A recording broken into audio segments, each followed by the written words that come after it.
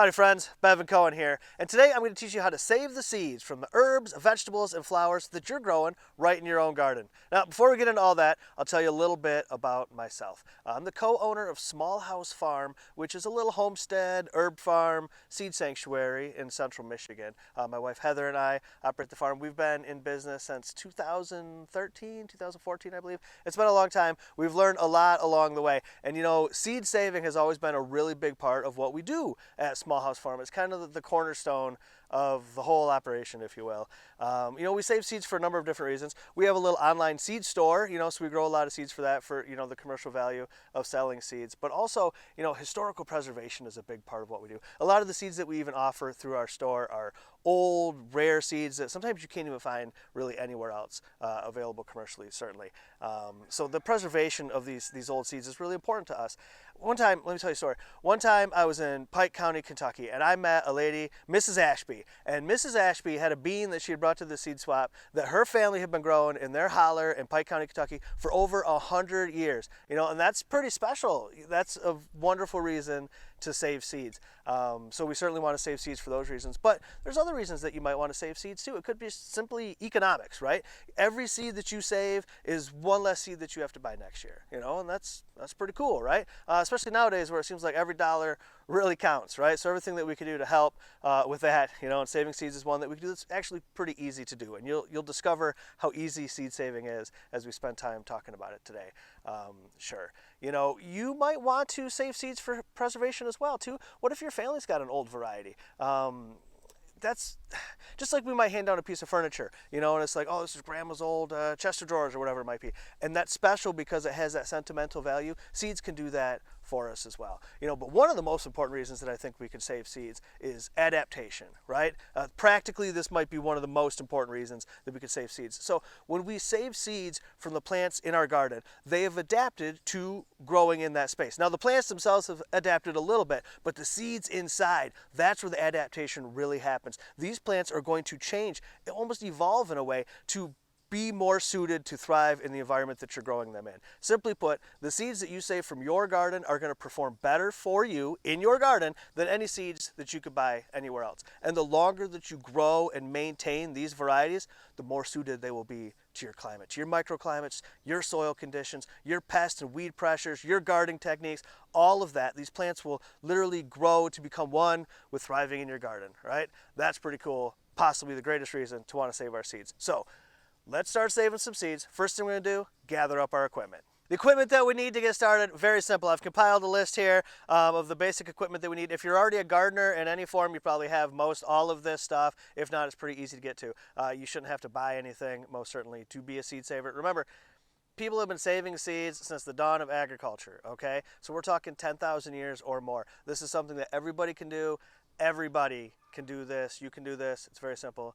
So we're going to need things like knives and scoops, yarn and labels. One thing that you might not already have that we will probably need, at least it's nice to have, is a set of screens. I got a few different examples here of screens that we can use. Now if you're handy, you can easily fabricate one of these yourself. You can buy them pre-made.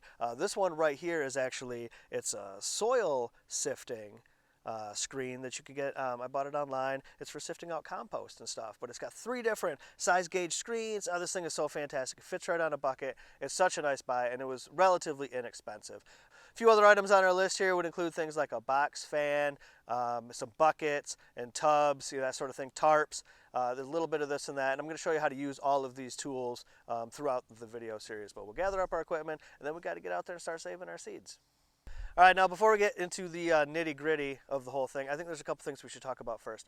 I think it's important that we understand the concept that seed saving is a year-round activity. We tend to think about saving seeds in the fall, right? And that's where we're going to do a lot of the actual harvesting, the extracting of the seeds happens in the fall, sure.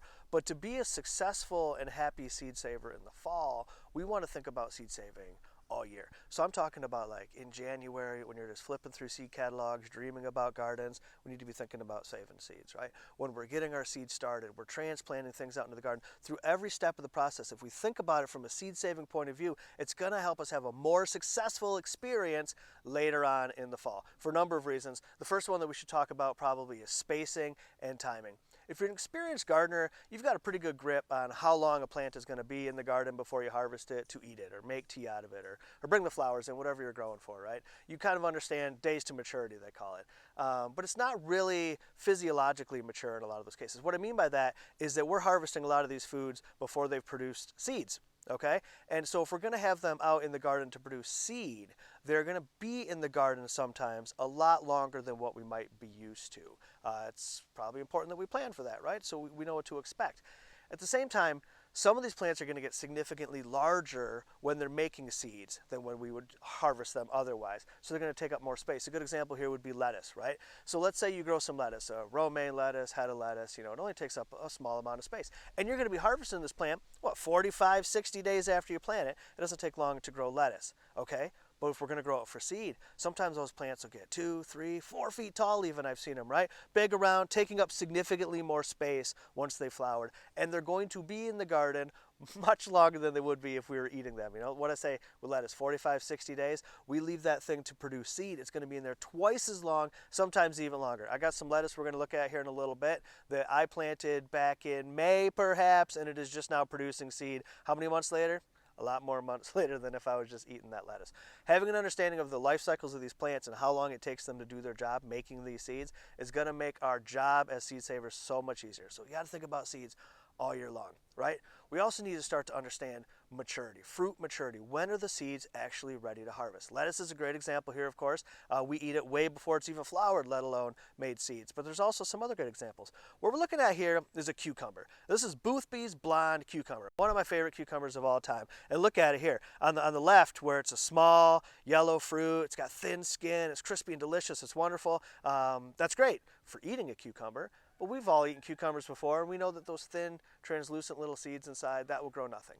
We got to leave these cucumbers to mature. We got to leave these fruits to mature. And that's what we're looking at on the right-hand side. This is a mature Boothby's blonde cucumber. It's big, it's wonky, it's thick skin, it's bitter. It's not a happy fruit at all, but it's got the seeds that we need, right? We've allowed these fruits to mature to get these seeds. And you don't have to leave a lot of fruit to mature. How many seeds inside of a cucumber? Your guess is as good as mine, but we all know that it's a lot, right? There's a lot of seeds in there. So we don't have to leave a lot of fruit behind. Now, this is a yellow cucumber, of course, and you can see it's turned yellow, even more yellow, almost orange as it's matured. But a green cucumber turns orange, right? A pumpkin goes from green to orange. A zucchini will turn orange, right? These fruits will change colors to signify the ripeness, giving us the signals that we need to know, oh, these seeds are ready to go. So this is an important lesson for the seed saver, is identifying when the seeds are ready to harvest. That's the biggest step, right? Once we understand that, it's just a matter of getting there at the right time and getting those seeds. All right, let's start breaking our seeds up into a couple categories. We need to understand, again, like I said, the life cycle of these plants so we know how to harvest the seeds and when to harvest the seeds. So some of our garden crops are annuals, and this means they live their entire life cycle. Flowers, fruits, and seeds the very first year that we grow them in the garden. Other plants, on the other hand, are biennials. This means that they need to be overwintered. Vernalized is what we call it. And that cold period is what triggers the reproductive cycle. So in that second year, it will then flower, fruit, and produce seeds. This is an important thing for us to know as seed savers because we need to know how long is this plant going to be out there and when do I go get those seeds, right? Very important stuff. We also need to understand how these plants are being pollinated, right? And by pollination, this is simply them pollen moving from one portion of a flower to another, right? Getting the fruit to grow. There's definitely some differences in some of the plants that we grow, okay? Some of our crops are going to be self-pollinating, and this means that they have perfect flowers, right? They've got all of the sexual parts all contained within that one flower. Pollinates itself, right? Self-pollinating. We could use some botanical lingo here. We could say it's got staminate and pistillate parts, right? Pollen shedding and pollen receptive parts, all contained in that one flower, right? It's all self-contained, will grow its own fruit. Whereas other plants that we grow have separate male and female, separate staminate and pistillate, pollen shedding and pollen receptive flowers. And we need wind or insects to move pollen from one flower to the other flower to get that fruit to grow. This is another important thing that we need to understand as seed savers. It's important to know how these seeds are being grown, but sometimes, especially if we want to avoid cross-pollination in our crops, or conversely, encourage cross-pollination in our crops, depending on what we're doing, we need to understand how pollination happens because sometimes we need to get involved in the process, right? We need to know how this pollen moves from here to there in case we need to be involved in it, right? It's also just important, I think, to know how your food grows, right? That's why we're here, isn't it? Now, there are hundreds, perhaps thousands of different species of plants that we could be growing in our gardens, right? And each one of them is going to have a little bit different life cycle, and the seeds are going to be a little bit different. Of course, there's going to be some variance all across the board. But you know what? Once we learn a few basic things, of course, how to identify the ripe seeds when they're ready to harvest, and then a couple of just basic techniques, just a few of them, they kind of will get the job done for all of these different seeds. So it's really not a hard thing to learn. We're going to do it together. We're going to first break our seeds down into two more categories. We're going to have dry seeds and we're going to have wet seeds. I think this is pretty self-explanatory. A dry seed, when in its final stages, when it's ready to harvest, is in an environment that is dry and crispy. They typically look dead. They'll get brown and crispy. That's very ironic though, right? Because although they look dead, I mean, they're full of life. There are all these seeds that are in there, but that's the signal that they're going to give us usually when they're ready to harvest. So we're going to be talking about things like beans, lettuce, a lot of our herbs and flowers. These are all dry seeds, and they have just a handful of techniques for how to process these seeds. So processing dry seeds is very simple. There's two methods here. We need to thresh and we need to winnow. Okay, now threshing is simply impacting the seed pod in some way to get it to release its seed. And there's a number of different ways that we could do this. We could simply just do it by hand, right? Like shelling beans, something like that. That's kind of a fun activity. Have some friends around, you shell some beans, you tell stories. I mean, that's good living, right? Shelling beans is fun. Or if you've got a lot of beans or other dry seeds, we can impact these seeds in a different way, right? We could use that 5-gallon bucket. Let's load all of our beans into this 5-gallon bucket, and I mean, essentially we're going to beat it with a stick. The technical term here is a flail. That's what it's called. As you can see, I'm using an old wooden baseball bat. That's going to get the job just fine. All we're doing here is just impacting these seed pods. You're not going to hurt the seeds. They're rock hard. Another way to process these seeds is to simply lay them out on tarps and impact them that way. We could lay the herbs, seeds, whatever might be out on tarps, and we could stomp them with our feet. We could rub them with our hands, have a little dance party, whatever you got to do. Again, we're just impacting those pods to release those seeds. Once we've done that, whatever technique it might be, we're going to have a bunch of seeds, usually mixed with debris, pieces of shell, leaf, stem, that sort of thing. It's called the chaff, right? We've got the seed and we got the chaff. So we need to separate those two things out using winnow as our technique. Now, winnow is simply utilizing the wind to separate the seed from the chaff. And there's a few different ways that we can go about this, of course. If it's a nice breezy day, I suppose we could kind of toss things up on a blanket and the wind will blow that away and the seeds will come down. The beauty of this technique is that the seed, it weighs more than the chaff. Every single time, every dry seed that you're going to work with, the seed weighs more than the chaff. It's designed like that by nature. That's how it works. It's part of the dispersal mechanism, right? So the heavier seeds will fall down below. The lighter chaff is blown away. I find it works really well for me to utilize the box fan from our list of equipment. We're going to get that box fan out, set it up on a table. What's nice about the box fan is you can adjust the velocity of the wind, right? Big seed, big wind. Small seed, small wind. Right? Just need a little bit of wind to move that lighter chaff away. For very tiny seeds, a lot of our herbs and flowers and that sort of thing, we can just sift them right out with a screen, right? We can use these screens, it's perfect. You'll use a hole where the gauge is small enough to hold the seed above, but large enough to let the debris fall through, or vice versa. We can use one where the seed will be able to fall through and the larger chaff will be left above. So we can use these screens to sift out our seeds and get them nice and clean. Let's go around the garden real quick and I'll give you a couple examples of some things that we've got growing and how I would process that seed. All right, so we got a couple of different seeds here over in the herb garden that we can explore. This is kind of fun because they're opposites. We got a very hard and pokey flower head from an echinacea, and then a light and soft and fluffy flower head from a New England aster, which I just absolutely love these guys. Let's dig into the aster first. This is a really fun one. You can see it's Asteraceae is the plant family here. So it's in the same plant family as dandelions. It's in the same plant family as lettuce and is making seed dispersal just like those plants would as well. This is a wind dispersed seed, so it's very light and fluffy. These are designed to, as the seed matures, the plant will kind of let it go and the puff will catch the wind and blow off to a new home. So once we see that these puffs have started to form and the base of the flower, the sepal here, is brown and crispy. Look at that. That's the signal we're looking for. That's how we know that this thing is ripe and ready to go. And if we let it go, Mother Nature will plant these seeds all around for us if we want, I suppose, and that's cool. But if we want to collect some of these seeds for later or to share with our friends or whatever it might be, all we have to do is, again, identify when the seed is ready, and we're going to extract these guys right by hand. You are just going to pull them off, and look at, oh my gosh, there are hundreds of seeds right here, each one of them connected to a little tuft that is meant to blow on the wind. There's a few of them escaping right there to go to their new home. There they go. Let's do some more of them. Should I make a wish? Look at that. Very cool. Now, for home use, if you're just gathering these for at home, you really don't need to separate it much further than that. I would just collect these poofs just like this and call that a day. But if we wanted to separate these things, we certainly could, utilizing the techniques that we talked about, thresh and winnow. Now, I would use a bowl or something. Of course, I'm right in the middle of the garden, so I can't do it. But you just simply rub these seed heads together, rub it together. The seeds will come right off of the puffs, right? And then you would winnow it just like that. And the chaff blows away and the seeds stay in the bowl because they're a little bit heavier, right? So they're going to stay behind. And now we've got a lot of seeds to share with our friends. Let's move on to this echinacea. Now, the echinacea is super pokey. It's the defense mechanism, I suppose, to protect the seeds until they're ready to keep the birds out of it. But the way that I know that the echinacea seeds are ready to harvest is because the birds will come and eat them, and the birds will signify the ripeness. So that is one of the signals that we can learn from nature. But also, of course, brown and crispy. It's completely decayed. It's ready for this to rot and break off. It'll flip upside down, and oh, look at all the seeds will just come right out of it. You know, so that's one way to collect it. The easiest way to collect herb seeds like this that I find is simply to snip the stem right off, load these upside down into a paper bag or into our 5-gallon bucket and let them sit. Paper bag works really nice because once they're nice and dry, they've had plenty of time to release their seeds. That's what they're designed to do. Just shake that paper bag, all the seeds come out, pull the stalks out, get rid of those, you got a bag of seed. Very simple stuff. Remember, seed saving is very simple. It's something that all of us can do, right? All of us. Every single one of you watching this can leave and become a successful seed saver in no time at all. It just takes a little practice, a little curiosity, you know, and a willingness to have fun out in the garden.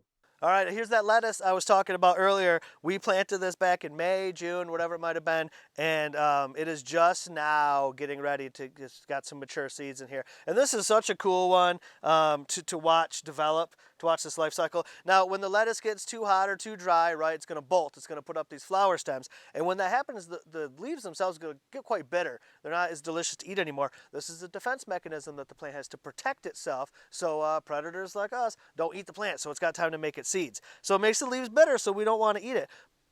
Let it go to flower. It is going to wow you with such a show. They're beautiful little yellow flowers. They're absolutely gorgeous. And then you'll see them close up, and look at the flower bud. It'll swell up, changes color to this beautiful color. It's almost, you know, signifying that it's growing and maturing, right? It's changing colors, and then eventually it'll open up. There it is. Another Asteraceae, isn't it? Very cool. Oh, look at all the seeds coming right out of it. Wind dispersed seeds, and you'll notice the sepal of the flower, the base of the flower, brown and crispy. There you go, right? And it's just like the other plants like this we talked about. You can gather up these flowers individually like this as they mature to get the seeds out of them, or when this thing's about ready, when it's mostly mature, about 3/4 of the way there, I could cut this whole stalk right off, just like this. I'll strip the leaves off of it, pull them right off, flip that stalk upside down again into a paper bag, our 5-gallon bucket, let it continue to mature. It'll drop all the seeds out of it, and I will have hundreds of lettuce seeds in no time at all. Very little effort. Hundreds of seeds in a matter of minutes. Now, marigolds are actually one of my favorite flowers to save seeds from because it's super fun. But you can identify that the marigold is ready to go because, of course, the base of the flower will get brown and crispy. And if you watch it, the stem, the base of the stem where the flower meets the stem will actually start to decay, and the flower will tip right over, sometimes to fall off, or at least long enough for the seeds to fall right out of it. Look how fun it is to collect the seeds out of this marigold. Let's get this flower head. And then you can just take the top off of it and then pinch the base of the seeds and pull it, and they all come out. Look at them, dozens of them. That's a fun one, well, for kids of all ages, right? That's a good one. That's a lot of seed. If marigolds are my favorite flower to save seeds from, I'm going to guess that calendula might be a close number 2, just simply because of how cool these seeds look, right? They're very, very unique seeds. Now you can see, of course, this calendula, despite how late it is in the season, is still doing its best to bloom, and it is producing so many seeds for us this year. It has been fantastic. We're actually a little behind on collecting them. There's quite a bit in here I can see, but I spent a lot of time collecting seeds from the earliest flowers, and this is an important thing to think about as a seed saver, right? When we select the plants that we want to save our seeds from, we have to select for a couple of different reasons. One, of course, we want to select seeds only from the healthiest plants. So the healthiest, best performing plants, those are the ones you want to save seeds from, right? Because you're going to continue to get healthier, better performing plants. But we can also select for other traits too. We, of course, the most delicious fruits, those are good candidates for saving seeds from. Maybe the largest, maybe the earliest, right? So for me, I've been saving seeds from a lot of the earliest calendula to encourage early blooming in my calendula plants. And we could do this with any sort of plant that we grow. Remember, you choose the traits, you select for those traits, you save those seeds, and you'll continue to get those traits. Seed saving, even in the backyard garden, is the earliest form of plant breeding, right? It's just that simple, right? Selecting the seeds that do best for you, you get better plants, happier plants, healthier plants, more delicious food. The benefits are endless, right? Now, let's get back to the calendula here. As you can see, there's some beautiful flowers. You can see after the flower has died back, it's getting a little straggly here, but the base of the flower is still bright green, tender, and soft. Not quite ready yet, right? We'll go along a little bit further. Now this one, look at the stem is starting to brown. The base of the flower is brown. These seeds are brown and crispy. What do you know? They must be ready to go. And I'm just going to pick them off just like that, by hand, just like we've done with the other flowers. Pick it off, and then I'm going to thresh it. Look at that. A simple crumbling, releasing the seeds. And look at these goofy little seeds. They are the funniest things. I love them so much. Funny little guys. Now, we could just plant some of these seeds right now, see if they grow. So I'm going to do that. We'll see. Another fun thing about gardening and seed saving is the experimentation, right? There's really no rules out here. We can kind of do whatever we want. Enjoy yourself and have fun. That's the number one rule. That's the only rule, I guess. There is a rule, one rule, have fun. And here we are back at the beans. Now, we grow a lot of beans at Small House Farm. It's one of my favorite things to grow, and it is fantastic for the beginning seed saver. It is such an easy crop to grow and save the seeds from. So once your green beans have kind of reached past your ideal harvesting stage, right, you'll notice that the seeds are starting to form inside of the pods. They're going to get lumpy and bumpy. These are signs that the seeds are starting to form, right? So you just let them keep going, and eventually they're going to change color, right? From green to a yellowish color, signifying the ripeness of the fruit. And then eventually that fruit is going to dry right down until it's brown and crispy. And that is what we were looking for, brown and crispy, and this is what we've got right here. So the easiest way, of course, to get these guys is pick them by hand. I'll come out here, every few days, wander through the garden and just see what's ready and just collect it up in a basket and take it into the pole barn, put it out to dry. You know what I mean? It's not something that's overwhelming because it's just a few handfuls of seeds every day that we bring in. But by the end of the season, we've got quite a bit of seed that we can collect with very little time and very little effort. All right, so we're going to collect up these beans. I'm going to lay these out on screens so they can continue to dry down. They should be brittle, right? When they're ready to go, it's going to make them a lot easier to process. I could harvest the seeds out of these beans right now at this stage. I could peel them open by hand and they would be fine. But if I leave these pods to get brown, brittle, and crispy, it's going to be a lot easier to process. They'll pop right open for me. I could shell them like we talked about in the bucket, breaking them open using the flail. Whatever needs to be done, it's going to be a lot easier to work them. So like I said, I'm going to lay them on the screens and let them go.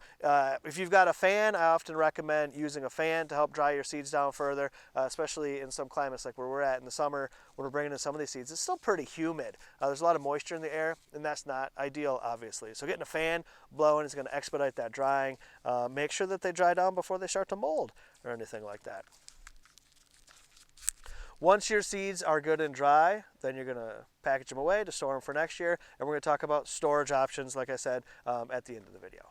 Now, some of our crops are biennials, and this means that they take 2 years to make seeds, right? They need to be overwintered, vernalized, and then that second year they're going to put out their flower stalks and then eventually their seeds. Many of our brassicas are going to be biennials, so things like this kale right here, cabbages, some of our carrots, turnips, beets, those types of things as well. They need to be out in the wintertime. If you live in a place that has a mild winter, you can leave a lot of these crops right in your garden over the winter. This kale right here, this Tuscan kale, could actually probably even survive a Michigan winter. So we are going to let it stay right out here all winter long, and then the next year it's going to put out the seeds. If you live in a place that has a very cold winter or if you're dealing with crops that are a little bit more sensitive to that, you can actually dig up these young plants in the late fall, clean them up real nice, get the extraneous leaves off of them. You want to dig them up, of course, with the roots, and you save that. You can put them, pack them in a moist medium like sand, sawdust. You can keep them in coolers, possibly, sometimes that works, to overwinter them, to keep them safe, like storage, and then bring them out in the spring and replant them, and then when it warms up, it'll trigger that reproductive cycle, and they will get right to work making your seeds. First, they'll put up these beautiful stalks with all these 4-petaled yellow flowers on them. They're absolutely gorgeous, and then those flowers will eventually give way to these little seed pods that are known as saliques. And a salique, there's a lot of little tiny seeds in there, and one stalk of saliques has hundreds, thousands of seeds on there, so you want to gather them carefully. Their seed dispersal mechanism is simply to shatter, which means that they're going to drop all of those seeds in that one spot in your garden, and that's not ideal. So you actually want to get out to those guys when they're still kind of yellow, before they've gotten too brown and crispy. When they're yellow, once they've changed from green to yellow, they've changed colors, signifying the ripeness. We can remove them from the plant and they'll continue to dry down off the plant, just like we did with some of those beans, right? So we are going to cut that flower stalk, flip it right upside down in your 5-gallon bucket, let it dry. When you're ready, you just bang that flower stem on the side of the bucket. Thousands of seeds are going to fall out of it, and you just sift it through some screens to get it clean, to get any debris out of there. Super simple stuff, and that is, like I said, thousands of seeds in a matter of minutes. It's just understanding the life cycle of the plant. What does it need? How much time does it need to do it? And how can I cooperate with that plant to get those seeds made, right? When do you interact with the plant to get those seeds? Sometimes early and always at the end. The other category of seeds that we're going to learn how to save today are wet seeds. Now, these are seeds that, as you can imagine, are inside of a fruit when they are ready to harvest, right? It's a moist environment, and therefore we call it a wet seed. Now, the process for many of these seeds is basically the same. There's going to be a couple of extra steps for a few of them. We're going to touch on that as we go. But for all of them, one thing that we're going to have to do, the first step, is identifying when the fruit is ripe. And that can be confusing in some cases because some of these fruits we eat well before it's ripe. Remember the cucumber that we talked about? We're eating that before it's ripe. We've got to leave that thing on the plant all the way until it matures. A zucchini, a summer squash, needs to be left on the plant until it matures. And it will change color to signify its ripeness, like we talked about. Now, some of our fruits, like these winter squashes, well, we harvest them when they're ripe, when they're ready. They change color to let us know when they're ready to pick, which also means that the seeds inside are ready. Another fine example, of course, would be tomatoes. Tomatoes change color from green to red, green to orange, green to yellow, whatever kind of tomato you got. From green to a color to signify its ripeness. That happens to be the stage that we eat it. Same with melons. You've been saving melon seeds basically your whole life. You're just not thinking about it, right? Every time you eat a melon, what do? First, you got to identify that the melon's ripe and ready to eat. Then you're going to cut it open. And what's step 3? Take out the seeds, right? You're already doing it. You're already doing the work. You just have to think about it from a seed-saving perspective. You're already doing it 95% of the time. Seed saving is a culinary act. Think about every time you interact with seeds when you're in the kitchen. When you're eating a pepper for dinner, right? You're getting out some bell peppers, make some stuffed peppers. You cut open those peppers, what's the next thing you do? Take the seeds out, right? Taking the seeds out. That's all we got to do. Just understanding when it's ripe. A green bell pepper is an unripe red bell pepper. Peppers change colors too. They're going to change from green to red, or green to orange, or whatever the variety is, from green to a color to signify its ripeness. Once the fruit has changed colors to signify that it is ripe and ready, it is simply a matter of extracting the seeds. We're going to cut these fruits open. We're going to take the seeds out. Pretty simple stuff. We're going to want to wash them off, getting the plant material off of there, especially things like cantaloupes, watermelons. There's a lot of sugars in there. We want to make sure that we wash it off really well so there's not mold growing on it. And then we're going to leave them out to dry. I like to dry a lot of my seeds on paper plates. They work pretty well. The seeds don't stick to them too bad, and you can label that paper plate. We want to make sure we label these seeds every step of the way through the entire process so we don't get confused, right? Labeling is very, very important. Do not skip that step. Sometimes with some of my seeds, I'll lay them out on screens to dry. That extra airflow on the screen, the seeds can get air from the top and the bottoms. Going to help them dry down really nice. So that works pretty well too if you've got enough screens to put seeds out on to dry. Definitely make use of that. Sometimes you're going to get a lot of stringy, clingy type of stuff inside of these squash. That can kind of be a pain to try to separate, but you don't even really have to do it. You can let nature do the work for you. Get that 5-gallon bucket from our list of equipment. You're going to take all of the guts and everything out of your squash, throw it all in this 5-gallon bucket, fill it up with water, let it sit. A couple of hours go by, the water's going to break down that plant material, the stringy, clingy stuff. It's going to release those seeds. All the plant material is going to float. all the good seeds are going to sink to the bottom, right? Nature's going to separate it right out for you and do most of the work. That is a technique similar to what we're going to have to do to clean our tomato seeds. Tomato seeds are one of those crops that need a little extra effort on our part. It's very simple. I'm going to walk you through it. We are going to learn all about seed fermentation. Now, tomatoes are one of the crops that need a few extra steps in the processing of the seeds. Very simple stuff, though. I'm going to walk you through it. First thing we got to do, make sure our tomato is nice and ripe, right? And it's going to change from green to a color to signify its ripeness. This one's not quite ready yet. But eventually, they will get good and ripe. They'll have a little bit of give to them, too. If you're growing like those green when ripe tomatoes, they can be a little tricky to identify their ripeness. But the easiest way to do it is there'll be a little bit of give to the fruit. It won't be so rock hard. That's when we know the fruit's ready to eat and the seeds are ready to harvest. Now the extra step here for our tomatoes is fermentation, right? You know that gelatinous coating that's around each one of the seeds inside of the tomato? It's got growth inhibitor chemicals inside of it, specifically designed to stop those seeds from sprouting prematurely, right? So we need to get that coating off of those seeds so we can increase our germination rates, okay? So we're going to take our ripe tomato and we're going to cut it at the equator. Not from stem end to blossom end, but we're going to cut it this way across the midsection. This is going to give us access to all of the chambers inside. And then we're simply going to squeeze the seeds, the juice and the guts and everything that comes with it, squeeze it all out into a container of some sort. Mason jar is going to work great for at home. If you're saving seeds on a larger scale, a bucket would work great here too. Squeeze all the seeds and juice and everything out into this container. Add a little bit of water to it. Give it a couple of inches worth of water so it's got a little fluid to work with. Let it sit. We're going to put it up in a sunny windowsill somewhere and let it do its thing. I'm going to recommend covering it at this point.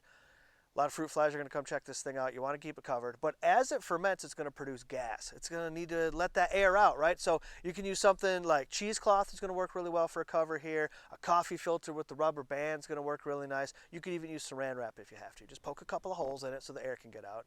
Label it. Put it on the sunny windowsill. Let it sit.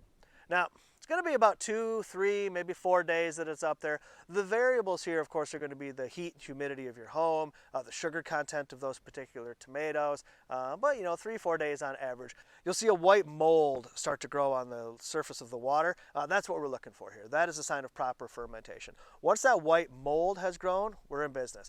Add more water to it. You're going to double the quantity of water. Give it a good shake. Agitate it really nicely. And it will separate out right before your eyes. And to the top will float all those growth inhibitor chemicals that we don't want, all the bits of tomato, the tomato juice, immature seeds, all that stuff's going to float to the top. And to the bottom of the jar is going to settle nothing but good, healthy, viable tomato seed. Right? So now we're going to pour that out into a little screen, give it a quick rinse, put it out to dry. Again, I'm going to put it out on paper plates to dry. The seeds don't stick too bad. And I can label it, right? Make sure it's well labeled, and then let it sit out to dry.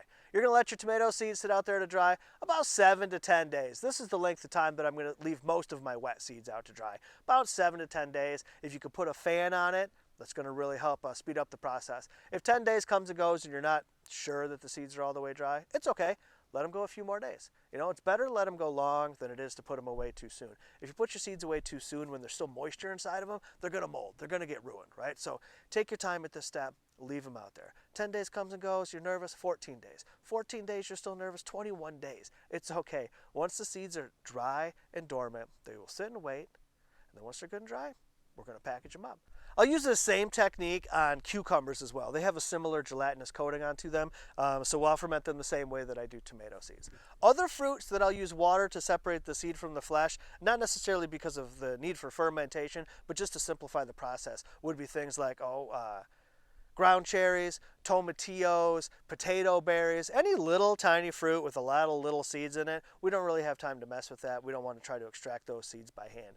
Simplest fix here, you're going to take all of these little fruits, you're going to put them in your food processor, you're going to add some water to it, and just run that thing. Let it really mix that up, turn it into a slurry, dump that out into a jar, add more water to it. Really get a good amount of liquid in there and let it sit, right? And all of those good seeds are eventually all going to sink to the bottom of the jar, and all the pieces of fruit are going to float to the top. Mother Nature will separate those seeds for you. When it comes to seed storage options, there's a number of choices. Something as simple as a coin envelope or a mailing envelope would work just fine. We use a number of glass jars like this one to store our seeds in. What really matters the most here is that we keep our seeds cool, dark, and dry. Those are the 3 big ones here. That's the most important thing. Also, make sure your seeds are well labeled, at least with the variety name, the year that you've harvested them. You could put the species on there. Well labeled seeds in seed storage, very, very important. Now, Like I said, keep it cool, dark, and dry. So in a cupboard or a closet where you store your canned food would work really nice. For long-term storage, you could certainly put your seeds in the freezer, but to go in the freezer, they need to be in an airtight container. They have to be airtight before they can go in the freezer. Seeds in the freezer, they're going to last any number of years. But if you're just saving your seeds from now until next growing season, that's not even necessary. As long as it is cool, dark, and dry, your seeds will be there waiting for you when planting season comes around. If you're ready to learn more about saving your own seeds, stay connected with us at Small House Farm. At Small House Farm, you'll learn more about saving your own seeds, growing your own food, medicinal herbs, and so much more. And you can always find us at smallhousefarm.com. Not only does the website serve as our online seed store and apothecary, offering a wide selection of handcrafted herbal products, but you can also find all of my books there too. Of course, a book like Saving Our Seeds is just what you need to help you along your seed saving journey, but we also have books like The Artisan Herbalist to guide you in making your own herbal teas, tinctures, and oils at home, or my brand new book, Herbs in Every Season from Timber Press. With detailed plant profiles on 48 herbs, Herbs in Every Season encourages a year-round perspective on growing and using herbs in harmony with the seasons. And for those of you that are ready to take the leap into a deeper connection with our work, I recommend joining our community on Patreon. Patrons enjoy a wide range of benefits, from free seeds and books to herbal gift baskets and exclusive content, all while supporting our seed preservation and herbal education work here at Small House Farm. It's a fun way to show your support and to be a part of a community of homesteaders, herbalists, and gardeners. Of course, like I said, the easiest way to connect and find links to all of this is through our website, smallhousefarm.com. I hope that you all enjoyed our time together at the Spring Gardening Summit as much as I did, and that you're ready to take that step forward into the seed saving journey or expand your seed saving adventure. Remember, every seed that you save in your garden is a seed that will grow a better tomorrow.